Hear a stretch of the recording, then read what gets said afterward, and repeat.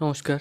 পশ্চিমবঙ্গের সকল পুলিশ প্রার্থীদের ভাই বোন দিদি দাদা সকলকে নমস্কার। মানে কিছু বলার নেই, আবার একটা হার্টব্রেক, আবার নেক্সট ডেট দিল 7ই আগস্ট।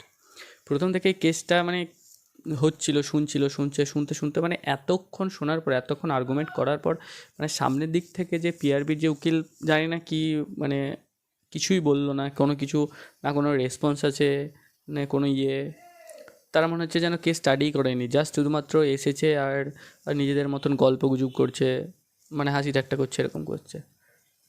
এদিকে তো অনিন্দ লাহিড়ী বাবু তো নিজের মতন কেসের আর্গুমেন্ট করছেন। তো উনি অনেক জাজমেন্ট দেখালেন, অনেক কিছু বললেন, এখানে অনেক কিছু বললেন, এখানটায় ব্যাপারটা বুঝতে হবে যে তিনি যে বললেন যে কোয়ালিফাইং অ্যান্ড মেরিট বেস, অনেক কিছু বললেন, সেগুলো একটু মানে নোট করতে হবে, কারণ তিনি এখানটাতে অনেক কিছু বোঝাতে চেয়েছেন যে পিএমটি পিইটির জন্য যে কোয়ালিফাইং মার্কস সেটা, আবার যেটা মেরিট সেটা, এরকমভাবে অনেক কিছু বোঝানোর চেষ্টা করেছেন তিনি কিন্তু। বাট অমৃতা সিনহা ম্যাম কী বুঝেছেন কিংবা কী বলতে চাইছেন সেটা তো অমৃতা সিনহা ম্যাম জানে।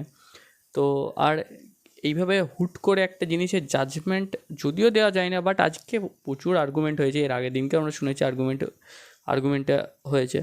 বাট আমরা সবাই আশা করছিলাম যে আরেকটু টানবে, 4টে পর্যন্ত তো ভাই টানাই যেত। বাট কি বলবো, মানে আলটিমেটলি কোনো কিছুই না, মানে দেখো, সেই আশাই মরে চাষা, এরকম যেটা বলে সেটাই আমরা আশা করেছিলাম যে হবে হবে হবে, এক্সপেকটেশন ওটাই। বাট যত এক্সপেকটেশন রাখবে ততই বেশি মানে কষ্ট হবে।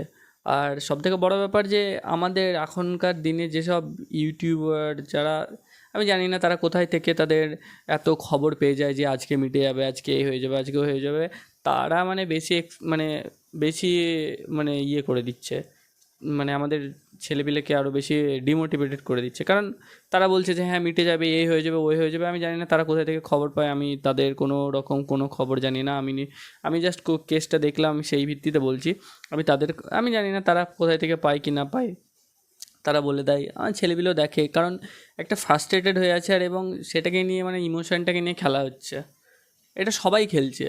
ঠিক আছে, আমিও একজন পরীক্ষার্থী, আমিও পাস করেছি, আমিও রেজাল্টের আশায় বসে আছি। বাট আমি সেই ক্ষেত্রে সবাইকে বলছি যে জানি না কী হবে, but hope for the best, এটাই বলতে পারি। কোনো রকম আশা রেখো না কারোর কাছে, না সরকার 90 দিন হয়ে গেল, না কোনো রকমভাবে কোনো কিছু ওবিসি কেস তুলে নিল, না কোনো রকমভাবে রেজাল্ট বের করছে, জানি না কি হবে এর পরবর্তীতে। তো 7 তারিখে আবার 7 তারিখ চলে এসেছে। এবার কিন্তু একটা কথা বলে দিচ্ছি, কারণ অমৃতা সিনহা ম্যাম লাস্টে একটা কথা বলেছে যে চন্দনধারা যে কেসটা আছে, সেই কেসটার ওপরেই অর্ডারটা হবে।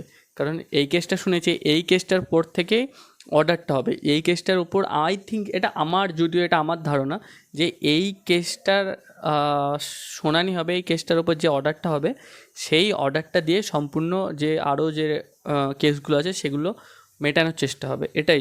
এটা আমার মনে হলো। কেউ কোনো রকমভাবে কোনো কিছু হবে না। আমি যদি কোনো জায়গায় ভুল থাকি তাহলে তোমরা আমাকে বলো কোনো রকমভাবে কমেন্টে যে কী হয়েছে কী না হয়েছে।